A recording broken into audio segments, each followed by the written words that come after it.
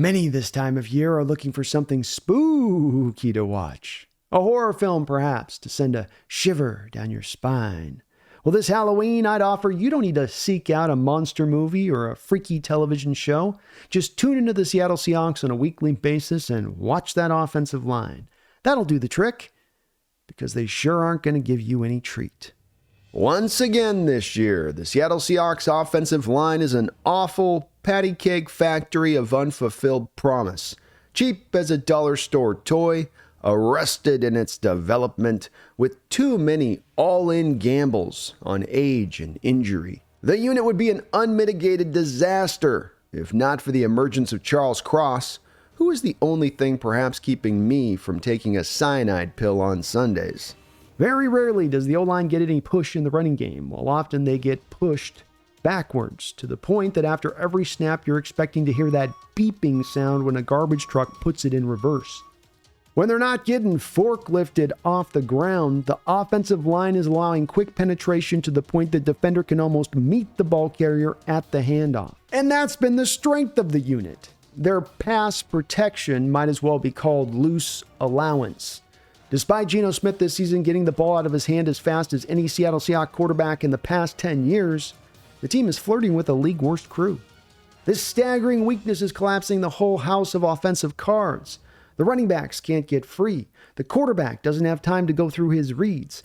Even in max pass protect, with extra blockers, 7-step drops and longer developing routes are met with insane pressure rates.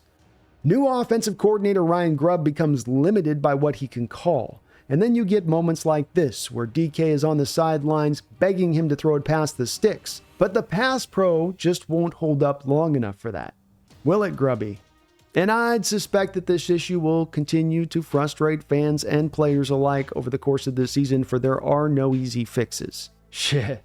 You'd have a better chance at fetching that blue Himalayan poppy Bruce Wayne needed to enter Ra's al Ghul's temple in Batman Begins than finding an offensive lineman available for a trade at this time of year. We're stuck in this car, heading downhill with no brakes, and we'll just have to see what magic the new coaching staff can summon up to get around these many inadequacies. Perhaps Abraham Lucas can eventually return like a hero, like Gandalf on his steed, wielding his glowing staff in Lord of the Rings at just the darkest moment to turn the tide of the battle. The 2024 offensive line threatens to collapse this offense as it has so many times before in recent years. While realistically there are few options that can be done about that in the here and now, this can no longer be the case this upcoming offseason. Some lessons are learned harder than others. Some take a sledgehammer upside the head to finally acknowledge. Since the trade of Max Unger way back in 2016, the Seahawks have treated the offensive line like an insignificant part of the team. No Seahawks offensive lineman drafted in the last 10 years has been signed to a second contract. There have been no, count them, 0 Seahawks offensive linemen that have made it to the Pro Bowl in that time. And with alternates and players bowing out on the constant, just about anyone can make a Pro Bowl now.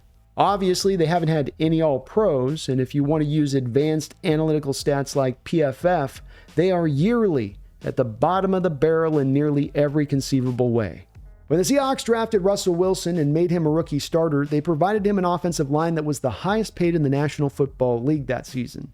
As Russell, skill position players, beast mode, and the Legion of Boom got paid, the team made an obvious tactical decision to pay them while going cheaper on the offensive line. It was an understandable decision at the time. You can't pay everybody, especially when you're already paying so much to so many. The team figured Russell Wilson with his scrambling could get them out of bad pass pro, and beast mode could make a hole if there wasn't one there already provided. As the years went on, the team continued to go cheap on the line and developed a weird habit of trying to salvage older offensive linemen long past their prime. Mike Iupati, DJ Fluker, Luke Jokel, Austin Blythe, and the list goes on even to this year with Laken Tomlinson and George Fant. Hope on a wing and a prayer to squeeze out that one final year of productivity for a player on their last legs, rather than just invest in true quality. When it came to drafting, they rarely took a lineman high, opting instead for a shotgun approach that saw them take many later in the draft, hoping for a diamond in the rough. That is, of course, when former offensive line coach Tom Cable wasn't busy trying to transition college defensive linemen into professional offensive linemen. By the end of the 2022 season, the line was in complete tatters, atrocious as ever, and 1 through 5 without a future foundation. General manager John Schneider seemed to finally recognize the need to address the group.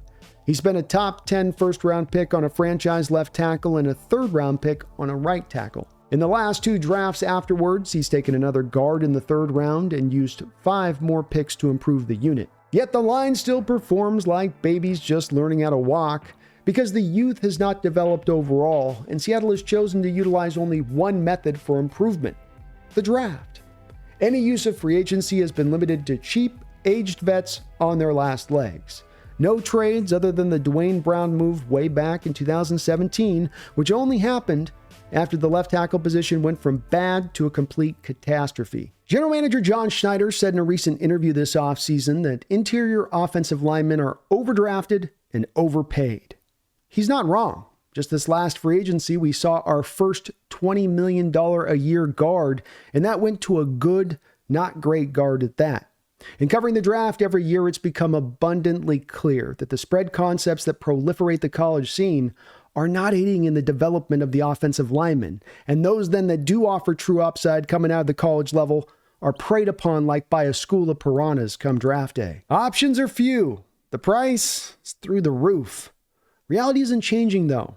Prices aren't going to be dropping anytime soon, and the Seahawks have been more than willing to dump endless resources into other positions that haven't brought the returns that they should have. Resource dumps that have outright failed. A change in approach seems inevitable, yet the team has employed this same strategy for basically 10 long years. I'd beg them this offseason. I'd be on my hands and knees saying, please, please see the error of your ways. Employ a different strategy that has worked so well for so many teams when they have made it a point of emphasis. There are many teams that reach the end of their year with regrets. Too much resources into this positional group or that positional group. But no team I can remember in NFL history has ever reached the end of their season and said, you know where it went wrong this year? You know where we turned sideways? We put too much damn investment into that offensive line. Just some food for thought for 2025. My name is Brandon Kane. This is the Hawks Nest. Please hit the like button. Please subscribe. But beyond all that, don't you ever forget, go Hawks.